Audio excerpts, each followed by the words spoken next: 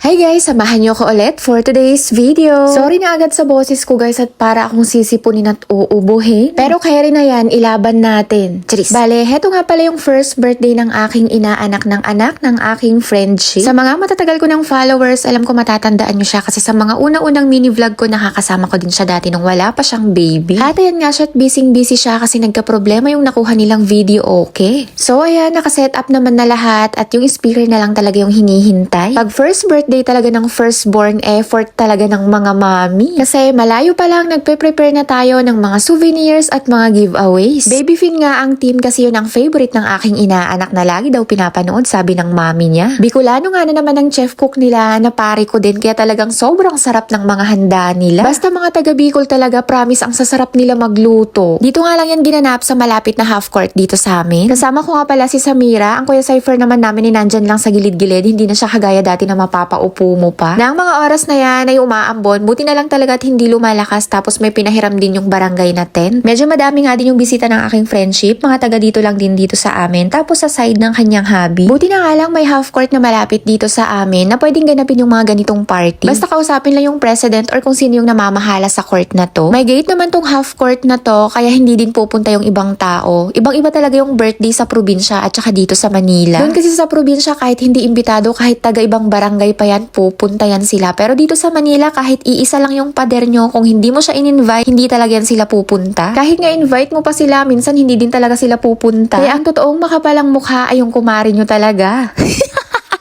Nagmamadali nga ako dyan kasi kahit paano may hiya pa naman ako kasi ang daming tao sa labas. Umuwi nga muna ako saglit sa bahay para hatidan ng pagkain yung ate ko kasi ayaw naman niya pumunta. Galing pa kasi siyang Cavite at halos kakarating niya lang din. Malapit lang naman yung half court sa bahay namin, isang tumbling lang kaya ayan, nakabalik ako agad para syempre ako naman yung kakain. Habang kumakain nga ako, nakikipagmarites na din ako sa bisita ni Tintin. Si Samira naman kumakain na kasama yung mga bata kasi iba yung food nila. Maisasali ko na naman ata hanggang bukas hanggang pananghalian yung busog ko. Walang halong biro, ang sasarap talaga ng timpla ng luto ng handa nila. Hindi ko na isa-isahin, basta tignan nyo na lang, basta masasarap sila lahat. Inabot na nga rin ng gabi yung party at meron din silang clown at mga pag-game sa bata at mga mami. Hindi nga kami umuwi ni Samira hanggat di natatapos yung party at sobrang lapit lang naman ng bahay namin. Yun lang muna guys for today's video. Agyaman na! Bye!